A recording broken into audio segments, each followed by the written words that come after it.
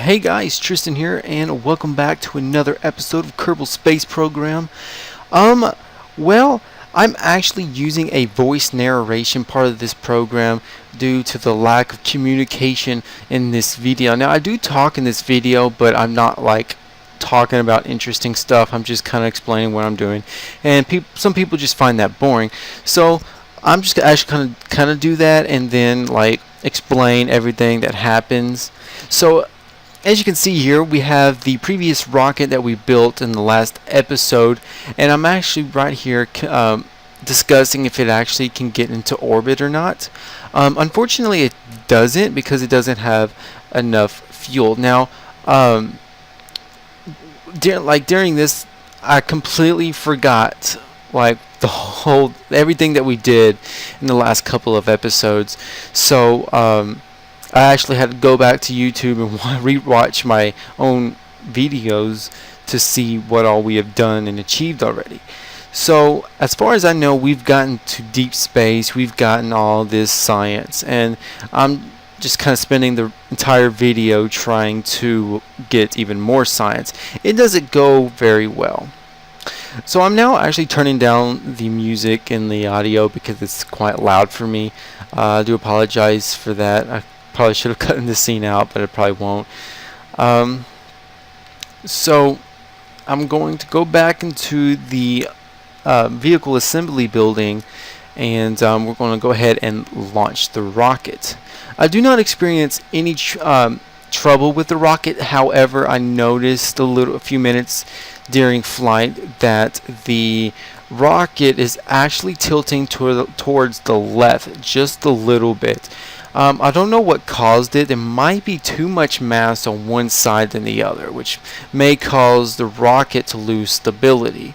But it wasn't enough to cause the rocket to actually go nuts, especially me having SAS enabled and everything. So, as you can see, we are going up. As far as I can see here now, it looks like the rocket's actually launching just fine. It launches fast, normal speed. It is increasing quite in a high rate, which you got to be careful because the lightish bluish or skyish bluish, I guess, the lighter one. If you go over, I like to keep it like that one under 100 meters per second, and then the darker blue, you keep that under 200 meters per second. And if it between those, if you go over 300 meters per second, you'll actually lose stability. As you see there, I used the materials bay, I think it's called, and I actually got like 17 point something science during launch. That was very interesting. That was actually just that's the biggest amount of science I've gotten during this whole entire video. I got like 2 something, and that's pretty much it. And that's when we actually land back into the ocean. So for the rest of the video, we are just going up pretty much, and then once we reach to about 80,000 meters, I start going to about a 90-degree angle and use rest of my fuel trying to flatten out the orbit, but I didn't have enough fuel, so I just used the remaining fuel to make re-entry less effective. I want to say, like, not, if you know what I mean, just not like where it's not gonna freaking blow up my rocket.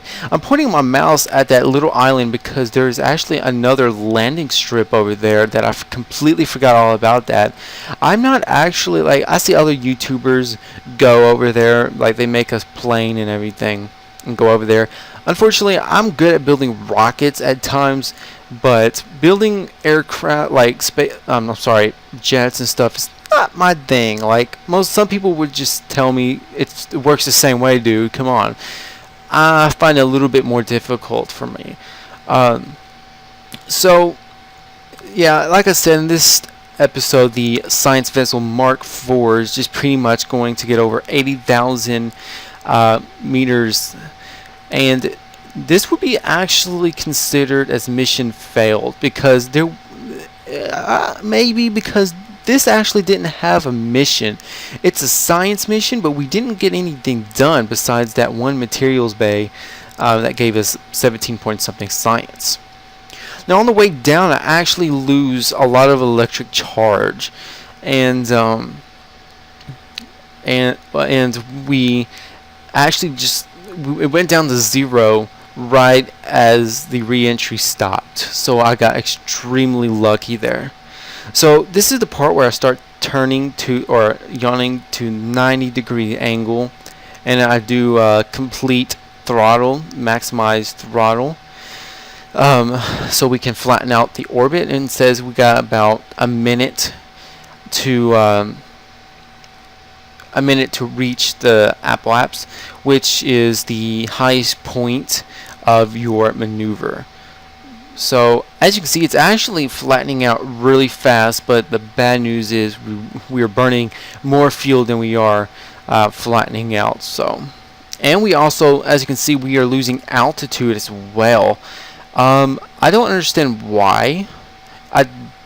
My hypothesis is that I was pointing a little bit. I was more than 90-degree angle because I was trying to flatten it out faster, and I don't think that actually works. I don't think it works that way. So I run out of fuel. I used the remaining fuel, and that's pretty much all I was able to get. Now, as far as it looked like I was going to land on the island, but it turns out that I didn't.